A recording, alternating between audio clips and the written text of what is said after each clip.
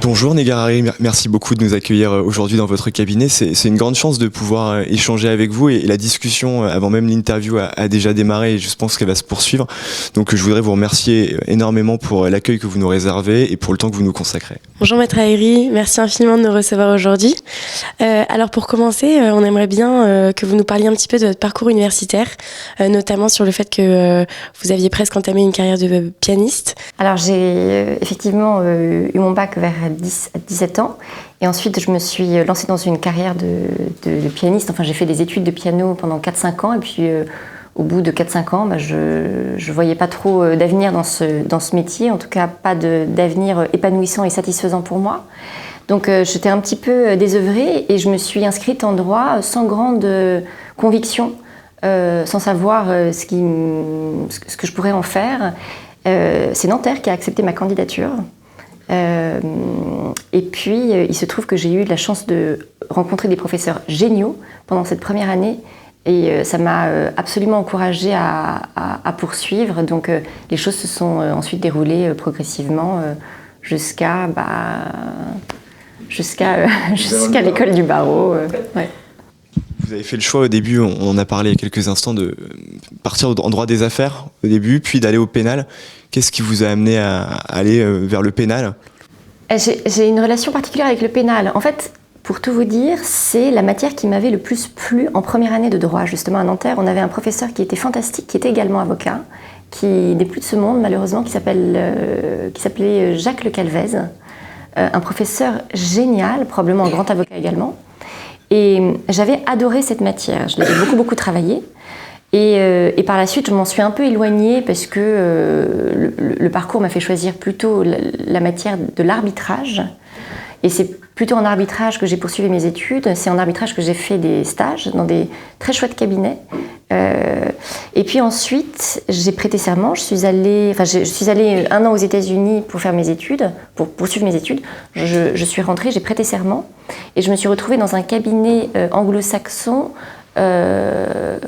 dans le département contentieux civil et commercial. Alors, c'était pas tout à fait de l'arbitrage, mais ça restait du litigation. J'ai passé une année, c'est une année qui m'a pas beaucoup plu. Je pense que j'étais pas très heureuse avec les gens avec qui je travaillais. Et puis, je pense que la matière, je la trouvais pas aussi intéressante que la matière de l'arbitrage que j'avais découverte pendant mes stages. Et donc j'ai voulu partir de ce cabinet, j'en suis partie. Et là, je me suis rappelé que le pénal m'avait plu quelques années auparavant. Et donc, j'ai présenté une candidature chez Metzner Associés. À l'époque,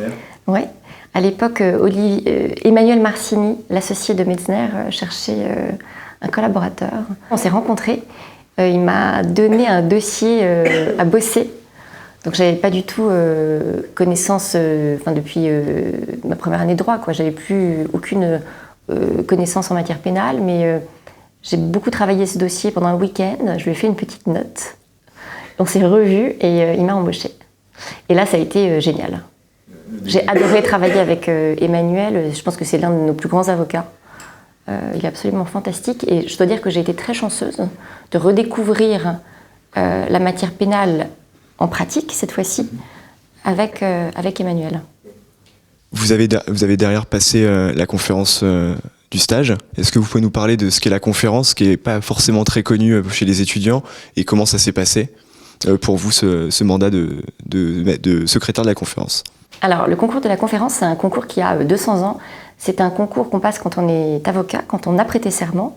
Et c'est un concours qui vous permet, à l'issue de différents tours dans lesquels on vous demande de préparer des discours, c'est un concours qui vous permet, une fois que vous êtes élu, d'être prioritaire sur les ouvertures d'instructions criminelles.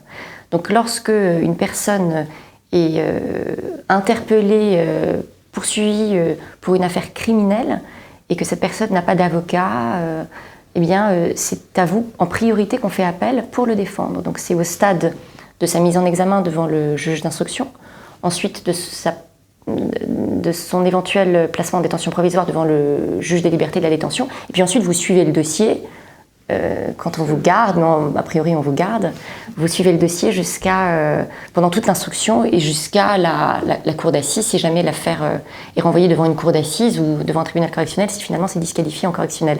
Et c'est absolument fantastique parce que très rapidement, vous avez la possibilité d'envisager des cas très forts en fait. C'est pour ces cas-là qu'on fait du pénal. C'est pour les affaires criminelles, là où les enjeux sont très importants, là où les faits sont bouleversants, les histoires sont extrêmement tristes et douloureuses.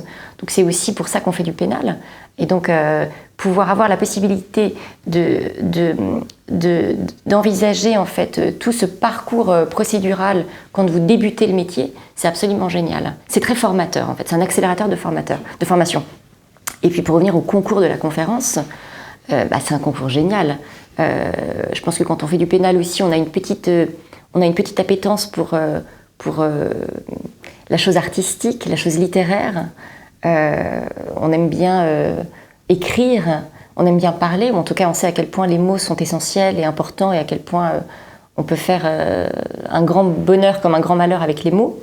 Donc c'est absolument génial de pouvoir avoir des sujets un peu loufoques et d'en faire quelque chose. Et je dois dire que ce qui m'a le plus plu en réalité, alors il y a plein de choses pendant cette année et demie, parce que je compte également dans ce que je vous dis la préparation du concours. Mais ce que j'ai le plus aimé, c'est évidemment de faire le concours. Avoir des sujets, essayer de se prendre la tête pour en faire des discours et pour essayer d'en dire quelque chose d'intelligent, ou en tout cas pas de totalement idiot, ça c'est génial.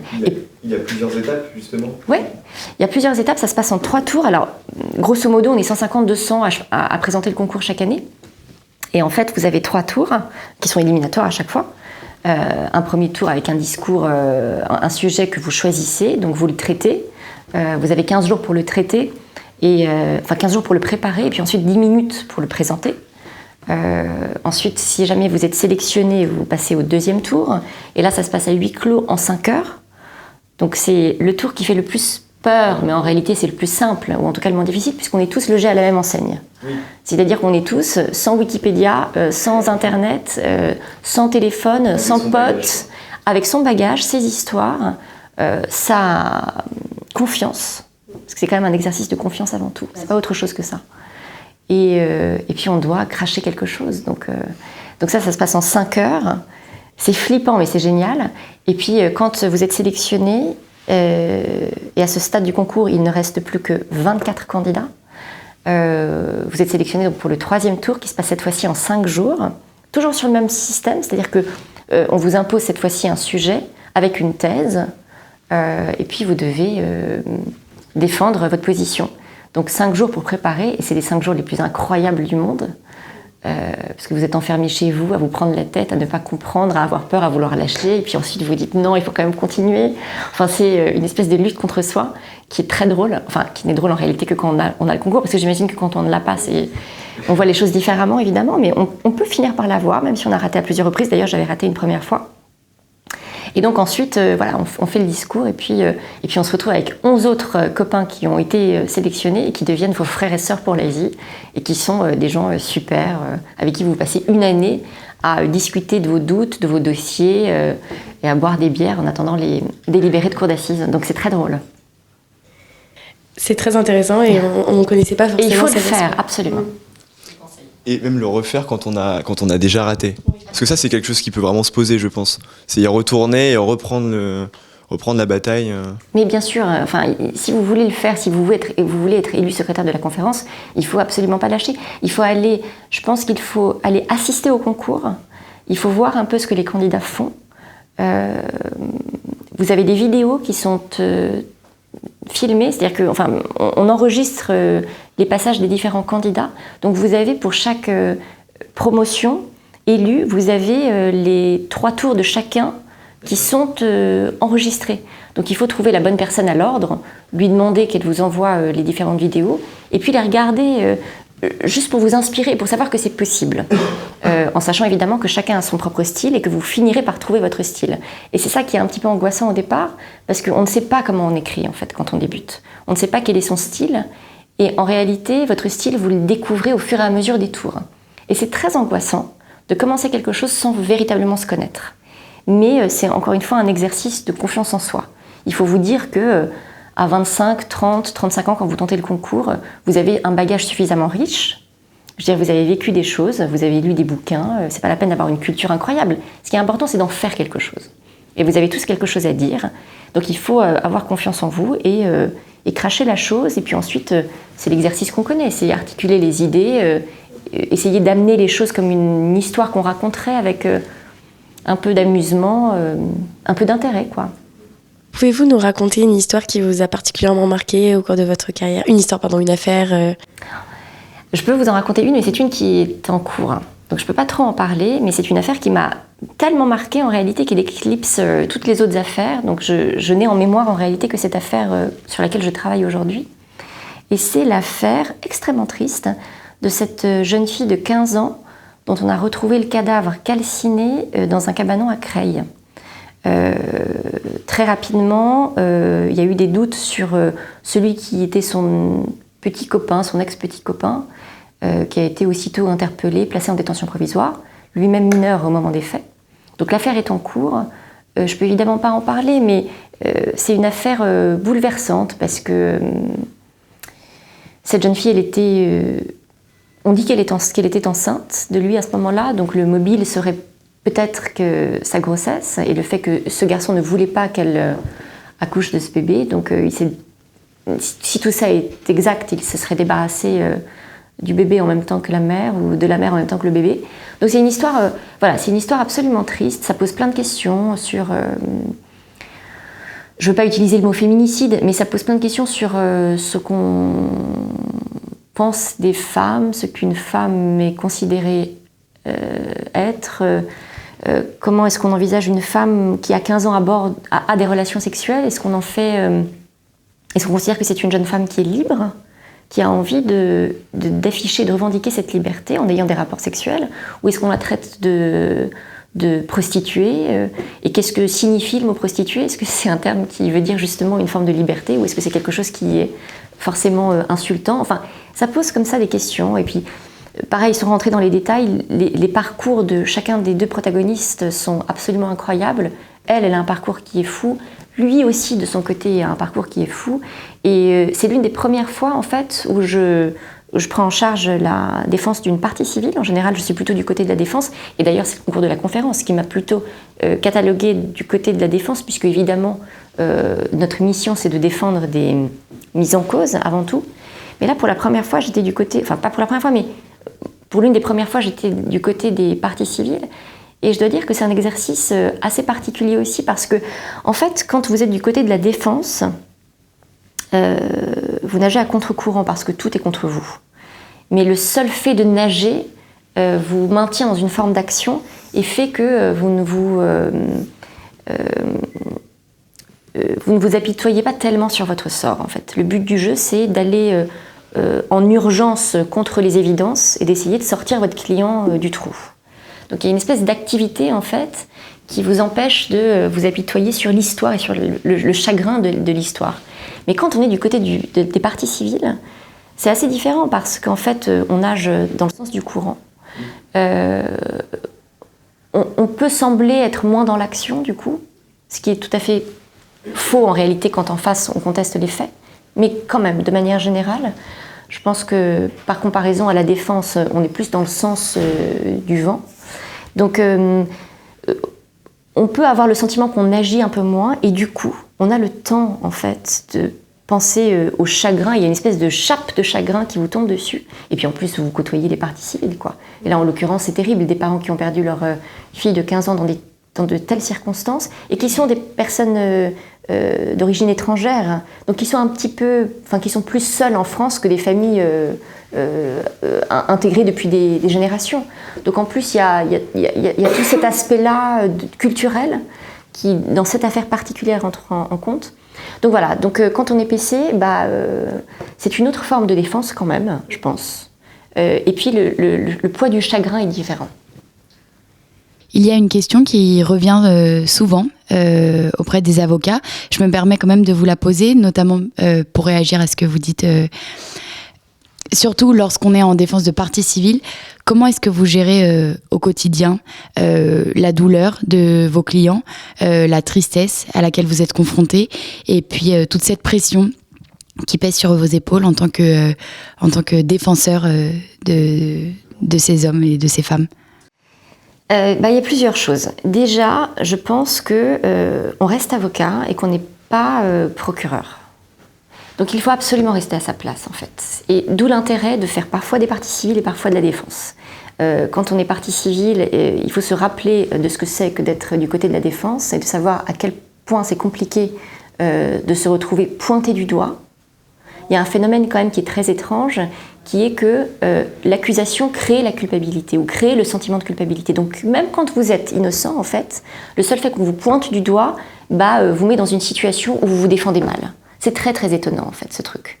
Donc je ne vous raconte pas quand vous êtes effectivement coupable, à quel point c'est difficile. Et donc cette situation dans laquelle vous êtes, qui de fait vous amoindrit parce qu'on vous accuse, c'est une situation qui est extrêmement désagréable, et c'est la raison pour laquelle il y a un avocat à vos côtés, en fait, pour vous aider à prendre la parole, parce qu'on est incapable soi-même de se défendre quand on est accusé ou pointé du doigt. Et c'est un fait, en fait. Et c'est pas la peine d'aller jusqu'à un prétoire, c'est pas la peine d'aller jusqu'à une implication pénale pour s'en rendre compte. Il suffit de s'engueuler avec des copains qui vous accusent de quelque chose pour vous rendre compte à quel point c'est difficile de se défendre. Donc quand on est partie civile, il faut avoir ce souvenir-là, pour ne pas prendre tout à coup la position du parquet qui est extrêmement facile. Et puis, quand on est du côté de la défense, il faut aussi se rappeler que la partie civile, elle n'a pas décidé d'être là. Ça ne l'amuse pas. C'est aussi très difficile, en fait. Donc, il faut avoir une espèce de mesure dans ses propos, ne pas tout à coup, dans des histoires de meurtres, de violences sexuelles, par exemple, d'agressions sexuelles, tout à coup de ne pas manquer de respect à la partie civile en la traitant de menteuse, si on veut mettre ses propos en cause, ce qui peut évidemment arriver pour la défense. Mais voilà, il faut avoir été des deux côtés pour savoir à quel point c'est difficile, en fait, l'exercice. Qu'on soit du côté de la défense ou du côté de la partie civile, et pour qu'on garde des propos mesurés, respectueux, et qu'on reste à sa place. En fait, le combat, il est bien, et il faut se battre, mais sans coup sous la ceinture, en fait. Il faut respecter les règles. Donc, une forme d'équidistance. Absolument, et puis une forme de respect. Voilà. Donc et puis de considération des clients opposés et des parties opposées. Donc ça, c'est vraiment, je pense, la position qu'on doit garder en tant qu'avocat dans une salle d'audience, et tout au cours de l'instruction d'ailleurs. Et puis ensuite, il y a le rapport, pour répondre à votre question, pour poursuivre cette réponse, il y a le rapport avec les parties civiles. Parce que les parties civiles, ça dépend évidemment de leur tempérament, de leur personnalité, de leur positionnement. Mais les victimes, les plaignants, les parties civiles, c'est des gens qui sont évidemment extrêmement affectés par la situation. C'est des situations qui sont bouleversantes et qui vont changer leur vie. Parce que nous, on va ranger notre robe et puis on y pensera comme souvenir à ces affaires. Et puis on sera de temps en temps extrêmement triste et ému en reparlant. Mais je veux dire, ces gens-là vont vivre avec ces histoires qui auront changé leur vie. Donc il faut accepter aussi leur douleur, mais il faut leur rappeler que être partie civile, ça n'est pas demander la condamnation et la tête de l'accusé. Donc il faut aussi faire un travail, je pense, de modération. Et c'est très difficile la balance, parce qu'il faut modérer calmer toute forme d'agressivité qui pourrait d'ailleurs légitimement s'exercer de la part des parties civiles, et en même temps faire votre métier aussi, ne pas avoir peur de l'ouvrir en fait contre l'accusé. Donc ces espèces de balance à chaque fois, d'arbitrage entre ce qu'il faut faire, ce qu'il ne faut pas dire, quand est-ce qu'il faut parler et comment il faut parler, c'est hyper dur, et c'est, je pense, notre quotidien en fait. On pose très souvent cette question, et ça peut être rebondir sur votre passage à la conférence, sur l'égalité, ou plutôt l'inégalité des armes entre le parquet et la défense. Vous l'avez sûrement connu assez régulièrement, peut-être, en étant secrétaire de la conférence. Comment vous le percevez ?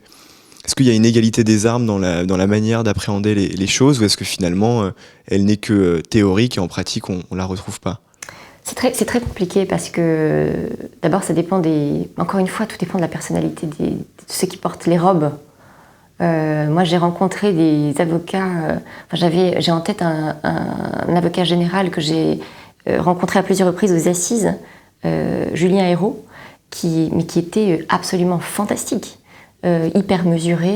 Alors parfois il ouvrait, ça m'énervait, mais bon, c'était son rôle. Et puis on sentait un tel respect en fait des règles que du coup ça vous permettait en fait d'avoir envie de répondre, quoi. Ça vous tirait vers le haut. Donc ça dépend. On a des gens aussi exceptionnels que ça. Et c'est vrai qu'il y a d'autres procureurs avec lesquels c'est plus compliqué, mais je pense que c'est pas que théorique. Simplement, il faut prendre l'espace. C'est-à-dire que quand on ne vous le laisse pas, et en réalité, il faut toujours un peu le prendre parce que moins vous le prenez, moins on vous le laisse. Mais c'est pas que théorique. Et il faut remplir cet espace, en fait. Et pour tout vous dire, j'ai moins peur des avocats généraux et des procureurs que des juges. Parce que, en réalité, à l'audience, les seuls moments où un avocat a la parole, c'est au moment où il pose des questions et au moment de la plaidoirie. Mais la police de l'audience, c'est le juge, le président du tribunal ou de la cour d'assises qui l'a. Donc si lui, il veut faire un peu ce qu'il veut, vous n'avez pas trop la possibilité de râler, si ce n'est de faire des incidents. Mais il faut... encore une fois, il faut voir dans quelle mesure l'incident que vous risquez de faire va avoir une incidence positive ou pas sur la situation de votre client. Donc il y a toujours cet arbitrage à faire qui est un peu fatigant, mais c'est vrai que beaucoup de choses reposent sur les épaules du président. Alors on a des présidents géniaux évidemment, et puis des présidents qui sont moins chouettes, mais comme dans tous les métiers. Donc c'est une question vraiment de personnalité, quoi. On a engagé la discussion juste avant sur l'hypersensibilité, mais dans le métier d'avocat en général. Et finalement, en voyant les deux positions défense partie civile, on se rend compte que l'avocat peut être aussi hypersensible et pour autant avoir une certaine liberté, une certaine force dans le combat qu'il mène. Comment vous le concevez-vous au quotidien ou dans votre prise de dossier ou à l'audience ? C'est-à-dire que comment vous voyez ça ? Est-ce que l'avocat peut être hypersensible ou pas ? Alors, de toute façon, je pense que l'avocat n'a pas le choix. Si jamais il est hypersensible, il faut qu'il fasse avec. Mais l'hypersensibilité, c'est une question intéressante. C'est très difficile d'être hypersensible. Je pense que je suis à peu près de cette catégorie-là. Parce que on se sent assez seul en fait. Parfois vous lisez un bouquin, vous êtes émerveillé par la virgule qui est placée au bon moment et vous voulez en parler à tous vos copains parce que vous trouvez ça formidable, ou par quelques secondes que vous entendez, un petit passage d'une musique que vous entendez et qui vous bouleverse, qui vous tire les larmes, et vous êtes là, vous vous dites à tout le monde mais c'est incroyable ce passage, et puis les gens sont de quoi tu parles, enfin c'est un livre et une virgule, quoi. Donc il y a un petit moment où on se sent un peu isolé parfois. Et c'est très très douloureux. Enfin, c'est un isolement de privilégié quand même. Hein. Donc c'est pas non plus le pire des isolements dans la vie. Mais il y a un petit côté où on se sent seul. Et on n'a pas le choix. Il faut vivre avec, il faut faire avec. On pleure beaucoup, on rigole beaucoup, tout est très intense, mais voilà, on n'a pas trop le choix. Donc ceux qui vous le reprochent, qu'ils aillent se faire voir. Voilà, c'est ça la leçon. Maintenant, je pense quand même que c'est plutôt positif de l'être dans une salle d'audience. Parce que quand on est hypersensible, je sais pas, c'est comme si on avait une espèce de vision ou une audition absolument accrue de tout. Et en fait, des micro-événements qui se passent, qui sont quasiment invisibles à l'œil nu, impalpables, vous les sentez en fait. Vous les sentez avec votre peau, je sais pas avec quoi on les sent d'ailleurs. Je sais pas quelles sont les antennes, où elles sont situées, mais en fait on les sent. Et c'est quand même assez intéressant parce que pour peu que vous y fassiez attention, vous pouvez à un moment donné les utiliser.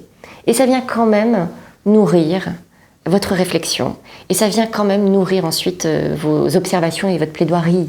Je veux dire, tout ça rend les choses, tout ça donne des choses, tout ça donne du relief aux choses.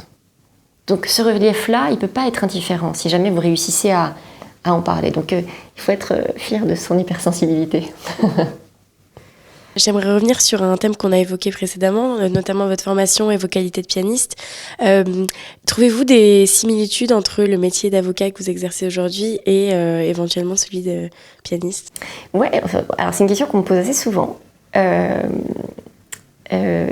que je me suis beaucoup posée. Alors, je ne sais pas par où commencer. Très schématiquement, il y a un truc un peu marrant qui est qu'effectivement, la musique, c'est-à-dire côtoyer des génies, avoir sous les yeux des partitions absolument incroyables qui ont survécu à des siècles et des siècles, c'est quelque chose de l'ordre du sublime, du miraculeux. Donc il y a vraiment d'un côté ce que l'homme est capable de faire de plus beau, la musique, et évidemment, ça peut s'appliquer à toute autre forme artistique, en fait. Et puis, de l'autre, vous avez l'exact opposé, c'est-à-dire ce que l'homme est capable de faire de plus monstrueux. Donc, l'espèce de rapport entre les deux est toujours très étonnant pour moi, en fait. C'est-à-dire que je suis toujours étonnée de me dire, mais il s'agit du même homme, quoi, qui est capable de faire les deux, et ça, c'est toujours quelque chose qui me bouleverse ou qui me fascine, enfin, je sais pas, qui me surprend encore. Ça, c'est vraiment, très schématiquement, le premier rapport que je vois. Ensuite, je ne sais pas s'il y a des liens directs, mais je pense que le piano, en tout cas le travail du piano, quand il est fait sérieusement, quand il a été fait sérieusement pendant les tendres années de l'enfance, c'est quelque chose qui prépare au métier d'avocat. Parce qu'en fait, le travail du piano, c'est une espèce de formation en soi, en fait. Quand vous faites du piano, sérieusement, et ben, y a plein de qualités que vous apprenez à avoir. Ça vous apprend énormément de choses, c'est extrêmement formateur. Évidemment, les premières choses auxquelles je pense, c'est le sens du détail et de l'observation. Dès 5, 6, 7 ans, on vous demande de lire une partition, et c'est toujours l'exemple que je prends. Sur une partition de musique qui fait donc un A4, vous avez des petits éléments qui font 2 mm, qu'on appelle des bécarres, des bémols, des dièses, et qui changent complètement la couleur d'un fragment musical. Et en fait, tout à coup, très rapidement, vous vous dites « Waouh !» En fait, il y a un petit détail qui va venir absolument tout modifier. Et donc, vers 5, 6, 7, 8 ans, tout à coup, vous avez cette espèce de révélation de l'importance du détail. Donc ça, c'est pour le sens de l'observation, le sens du détail. Mais ensuite, il y a plein d'autres choses, notamment le travail. Vous vous rendez très compte, parce que le piano, c'est une matière dans laquelle le résultat de votre travail est très facilement observable. C'est-à-dire qu'il faut, à un moment donné, travailler ces gammes, travailler des fragments de la partition, techniquement, pour pouvoir les jouer avec une bonne agilité, avec une bonne clarté. Et en fait, très rapidement, on se rend compte que plus on travaille avec tel rythme, en faisant des allers-retours, des trucs un peu pénibles mais mécaniques, plus on travaille de cette manière-là, et plus rapidement on obtient un résultat. Les résultats sont observables. Ce qui est moins le cas, je pense, pour tout ce qui est relatif au travail intellectuel. Vous voyez, par exemple, le sport de haut niveau, c'est un peu la même chose. Quand vous vous préparez à un marathon, vous allez courir tous les jours une demi-heure, puis 35 minutes, 40 minutes, 50 minutes, 1 heure. Et en fait, au fur et à mesure des jours de travail, vous allez vous rendre compte du développement que ça aura produit, en fait. Donc là encore, le résultat de votre travail est parfaitement observable. Et quel est l'intérêt ? L'intérêt, c'est que vers 5, 6, 7, 8 ans, dès cet âge-là, qui sont quand même des âges hyper importants dans la vie, vous comprenez que le travail a une valeur quasiment absolue, en fait, et qu'il peut quasiment absolument résoudre les difficultés. Et partir avec cette idée-là, à cet âge-là, c'est hyper important. Donc il y a plein de petites choses comme ça que le travail du piano, dès lors qu'il est sérieusement fait, vous apporte. Il me semble que vous avez parlé avant le début de l'interview que vous faisiez des chroniques pour un journal. Est-ce que vous pourriez nous en parler un petit peu ? Oui, c'est des chroniques que je fais pour le bimestriel Pianiste Magazine. C'est la rédactrice en chef Elsa Fotorino qui m'a contactée il y a 2 ans à peu près pour me proposer de participer à son journal, d'intervenir. Alors c'est un magazine qui parle exclusivement de piano, de pianiste, mais ma chronique à moi, c'est de sortir un petit peu de ce cadre et d'interviewer des mélomanes, donc des gens qui ne sont pas des professionnels du piano, mais qui adorent ça. Et moi j'adore, parce que j'adore discuter de la musique, en fait. Ça me passionne presque encore plus que de jouer la musique. Je trouve ça génial quand vous avez une passion, de pouvoir en discuter avec des personnes qui partagent la même passion. C'est hyper vivifiant, en fait. C'est hyper excitant, enfin, ça vous donne encore plus envie d'écouter de la musique, de lire des partitions. Donc, dès lors que vous avez une passion, il faut en discuter. Il faut trouver des gens qui la partagent pour pouvoir en parler avec eux, parce que c'est génial. Et donc, l'intérêt de cette chronique, c'est de rencontrer des personnes qui sont passionnées et passionnantes, et de pouvoir discuter de la musique avec elles. Et puis ensuite, il s'agit évidemment d'écrire l'article. Et là, il y a ce côté un peu littéraire qu'on aime bien aussi quand on est avocat, je pense, pénaliste. Tout à l'heure, justement, vous avez évoqué ce côté artistique, donc on l'a vu avec le piano, mais est-ce que dans vos plaidoiries, vous utilisez par exemple des citations, des références artistiques pour justement agrémenter l'histoire que vous racontez, parce que c'est souvent une histoire qu'on raconte au pénal quand on plaide. Est-ce que vous l'utilisez aussi ? Alors c'est vraiment la question de l'élaboration de la plaidoirie. C'est une question qui est assez importante évidemment pour nous. En fait, c'est compliqué comme question parce que et là je fais à nouveau un lien avec la musique en réalité. L'idée, c'est de dire quelque chose. Le plus important, je pense, c'est de respecter, quand on est du côté du piano, la partition musicale, et quand on est du côté du droit, le dossier et son client. Et en fait, toute chose qui sortirait de ce périmètre-là doit être écartée. On ne parle pas pour se faire plaisir, on ne joue pas pour impressionner, on joue pour respecter une partition qui est au-dessus de vous, et on joue on plaide pour défendre son client qui est également dans la situation vous dépasse et au-dessus de vous. Et donc le plus important, c'est de dire quelque chose, et ça n'est certainement pas de chercher à faire de l'esprit, ça n'est certainement pas de chercher à émouvoir ou chercher à être drôle. Parfois, on confond les causes et les conséquences, c'est-à-dire qu'on cherche alors qu'il suffit d'essayer de dire quelque chose pour qu'ensuite les conséquences en découlent, et parmi ces conséquences-là, il y a forcément l'émotion qu'on va susciter. Donc en fait, pour revenir à votre question, l'idée, c'est pas absolument d'intégrer dans le discours une espèce de citation qu'aurait dite Beethoven ou Nietzsche ou je ne sais qui, c'est de dire quelque chose. Et si à un moment donné, effectivement, vous avez le sentiment que ça fait écho à une phrase que quelqu'un a dite qui s'intègre parfaitement dans votre propos, mais parfaitement, il faut que ça rentre dans la case, parce que sinon c'est pas la peine. Dans ce cas-là, effectivement, vous pouvez le dire. Mais ensuite, pour revenir à votre question, oui, je suis sensible à l'esthétique des mots, je suis sensible à la musique des mots, c'est toujours quelque chose qui m'a beaucoup plu. J'aime la poésie, ça a peut-être une incidence sur ma manière de penser, de choisir des mots, j'en sais rien, je sais pas comment je parle en fait, mais c'est quelque chose qui n'est que la conséquence. Il y a rien. Il y a rien de, en tout cas, il y a rien de volontaire. Il y a rien de conscient dans ce process. Mais évidemment que vous êtes imprégné par les auteurs que vous lisez, par la musique des mots que vous lisez. Évidemment que vous êtes imprégné par les musiques que vous écoutez.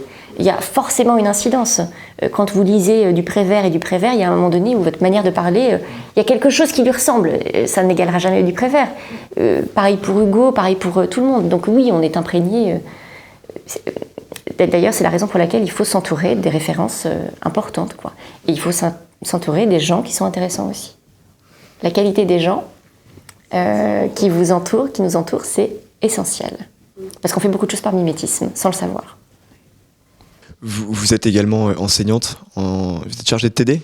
Oui, c'est un très grand mot. Chargée de TD, c'est ça. Mais qu'est-ce que ça vous apporte de retrouver des étudiants ? Parce que les étudiants sont parfois souvent très contents d'avoir un avocat, un magistrat qui enseigne en TD, parce que ça lui permet d'avoir aussi l'avocat qui raconte des histoires, des dossiers, des exemples. Mais qu'est-ce que ça apporte pour l'avocat d'aller encore enseigner ? Est-ce que c'est vraiment la transmission, ou est-ce qu'il y a quelque chose qui revient pas en boomerang, parce que le terme pourrait paraître fort, mais quelque chose qui revient, qu'on ne voit pas forcément ailleurs. Mais moi, j'ai un respect sacré, absolu pour le métier d'enseignant. Je trouve que c'est le plus beau métier du monde. Après, chef d'orchestre et danseur. Je trouve que c'est vraiment... mais parce que moi-même, je suis extrêmement reconnaissante des professeurs que j'ai eus. Et je pense d'abord aux profs de piano que j'ai eus, parce que c'est des gens, quand ils sont bien, quand ils sont géniaux, quand ils vous transmettent quelque chose, enfin, ils vous débouchent les oreilles, quoi. C'est comme si tout à coup, je pense au piano évidemment là, c'est comme si tout à coup vous aviez un sixième sens qui se développait. C'est comme si vous aviez, je sais pas, un troisième œil qui s'ouvrait. Et en fait, ces gens vous permettent de voir des choses et de décupler votre potentiel d'émerveillement, en fait. Donc et puis c'est pour la vie. Quand on vous fait découvrir des choses, ensuite vous en avez le souvenir, vous en avez l'émotion jusqu'à la fin de vos jours, quoi. Donc et j'ai comme ça des souvenirs de mon premier prof de piano, Jean Hullerne, de la première séance où il me fait jouer sur son piano, enfin, et ça remonte à il y a 35 ans. Donc c'est des souvenirs incroyables. Donc j'ai toujours eu un respect absolu pour les professeurs et pour ce qu'ils faisaient. D'ailleurs, certains sont extrêmement mauvais et peuvent absolument ruiner des enfances et des adolescences. Donc, et j'en ai côtoyé aussi, et j'en ai eu. Et il a fallu ensuite que je rame pour m'en sortir. Donc en fait, j'ai eu un peu de tout, mais je garde quand même le bonheur que j'ai eu à rencontrer certains des professeurs. Donc de toute façon, c'est un métier que j'adore. Et ce que ça nous apporte comme enseignant, en tant qu'enseignant, en tant que personne qui transmet quelque chose, qui tente de transmettre quelque chose, bon, il y a quelque chose de basique qui est que vous ne pouvez transmettre une idée que si elle est claire. Donc d'un point de vue purement pragmatique, déjà, là où c'est génial, c'est que vous ne pouvez pas dire quelque chose si cette chose n'est pas claire dans votre tête. Donc ça suppose d'avoir compris l'idée, de l'avoir digérée et d'être capable de l'articuler. Donc ça déjà comme test pour savoir si vous êtes au point, c'est génial. Donc là-dessus, c'est absolument formateur pour celui qui enseigne. Et j'ai beaucoup enseigné le piano. J'ai beaucoup donné de cours de piano et c'était passionnant, c'était vraiment génial. Donc, et en plus, c'est jamais un enseignement qui est figé. C'est-à-dire que l'enseignement, en tout cas en piano, mais j'imagine que c'est la même chose pour le droit, simplement pour le droit, j'ai moins d'expérience.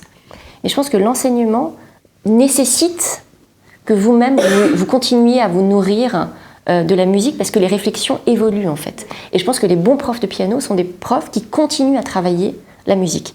J'imagine que c'est la même chose transposée au droit. Et alors ensuite, pour l'enseignement du droit, c'est un peu la même chose en fait. Il suffit de transposer l'idée. C'est-à-dire que rencontrer des étudiants en droit, c'est d'abord se souvenir de ses propres galères en tant qu'étudiant en première année ou deuxième année, quand on débute dans une fac qui ne comprend absolument rien. Donc voilà, c'est se rappeler, c'est des leçons d'humilité aussi, c'est de se rappeler, en fait, c'est d'essayer de se rappeler qu'on a aussi débuté, qu'on a été aussi nul, qu'on a aussi été mauvais, qu'on a aussi confondu certains mots les uns avec les autres. C'est une manière de s'imposer, de ne pas être trop dur, en fait, de ne pas être trop catégorique, de ne pas être trop jugé, de ne pas être trop prof.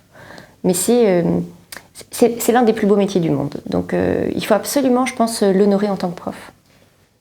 Et dernière question, en lien avec la discussion que nous avions eue un peu avant le début de l'interview, si vous deviez passer un message principal aux étudiants qui souhaitent être avocats et qui n'ont pas forcément toujours le bon discours, on parlait de ces enseignants qui peuvent décourager, ces enseignants qui peuvent dire mais vous ne le serez jamais, vous ne pouvez pas faire de droit parce que vous n'avez pas les compétences. Quel est le message que vous pouvez donner si vous en aviez un? En fait, il y en a plein en réalité. Mais d'abord, il ne faut pas se décourager. C'est la chose la plus essentielle en fait. Il faut se rappeler ce qu'on veut, ce dont on a envie et faire les choses par passion. Il faut se dire qu'il n'y a pas une matière à travailler plus qu'une autre quand on est étudiant, à choisir. Il faut faire les choses non pas en fonction de l'apparence que ça pourrait avoir, mais faire les choses en fonction de ce qu'on ressent profondément. Donc ça suppose quand même qu'on s'interroge sur ses profonds désirs. Et ça demande du courage. C'est pas toujours facile de s'interroger, de se poser les bonnes questions et d'apporter les bonnes réponses. Donc ça déjà, ça demande une espèce d'indépendance, une liberté d'esprit assez importante. Mais le plus important, si vous avez envie de faire du droit administratif, vous faites du droit administratif. Il ne faut pas avoir peur de l'absence de boulot. Enfin, je vous donne un exemple comme ça, avec le droit administratif, j'en sais rien. Mais c'est les questions qu'on peut se poser. Il ne faut pas avoir peur de ne pas gagner votre vie. Si vous aimez quelque chose, il va falloir vous plonger dedans, bosser, et puis vous trouverez ensuite les ressources nécessaires pour y arriver, pour gagner votre vie. Voilà. Donc il y a un truc comme ça faut s'affirmer, quoi. Ensuite, donc ça, c'est, il faut pas se décourager. Il ne faut pas laisser des professeurs, qui que ce soit, vous réduire à quelque chose. Moi, j'étais pas bonne à l'oral. J'étais pas bonne à l'écrit. Parce qu'on m'avait dit que j'étais pas bonne à l'oral et que j'étais pas bonne à l'écrit. On me l'avait dit quand j'avais 10 ans. Et en fait, j'ai laissé passer des années en pensant que effectivement, j'étais pas bonne. D'ailleurs, je le crois encore. Et quand j'ai des moments de doute et de fragilité, c'est ça qui intuitivement ressort. Donc ensuite il faut que par la raison, je me dise ok, non, ça va, a priori tu peux aligner 3 mots, donc vas-y, c'est pas grave. Mais c'est des choses qui ont été détruites, qui m'ont détruite à un moment donné. Et donc il faut absolument résister et ne pas laisser des gens vous réduire à certains adjectifs. On n'est pas bon, on est bon, d'ailleurs que ce soit positif ou négatif en fait. On est beaucoup plus riche. Il n'y a pas de déterminisme et puis personne n'a le droit de vous réduire à quoi que ce soit en fait. Donc ça c'est pour les études, si jamais vous êtes découragé, dès lors que vous avez envie de faire quelque chose, il faut le poursuivre, c'est hyper important. Ensuite, il faut rester libre et indépendant. Ça c'est hyper important, je sais que parfois on a du mal parce qu'on a des considérations financières, mais en vrai, on est dans une société qui n'est pas tyrannique, on n'est pas en guerre, on n'a pas des obstacles absolus, on n'a pas des pistolets sur la tempe. Donc en vrai de vrai, au fond du fond, les obstacles qu'on s'impose, on les impose à soi-même. Donc c'est une forme d'autocensure. Donc en vrai c'est ça. Enfin la vérité c'est ça quoi. Donc il faut tout faire à chaque fois pour essayer de s'en libérer. Voilà. Donc si jamais vous êtes dans un cabinet qui vous déplaît, si jamais vous êtes dans un cabinet où les gens ne se comportent pas bien avec vous, en fait, il faut se tirer. Voilà. Vous trouverez du boulot ailleurs. C'est une question de confiance en soi et de liberté. Vous trouverez du boulot ailleurs. C'est pas grave. Il faut voir les choses sur le long terme. Sur le long terme, vous en sortirez. Voilà. Donc il faut pas. C'est l'histoire de la liberté. Il ne faut pas réduire ses perspectives. Tout ne se réduit pas au cabinet dans lequel vous êtes. Le monde continue de tourner à l'extérieur. Il y a des gens qui continuent de vivre, en fait. Il y a d'autres professions, d'autres cabinets qui vous attendent. Ne mettez pas votre vie entre les mains d'un patron. C'est pas vrai.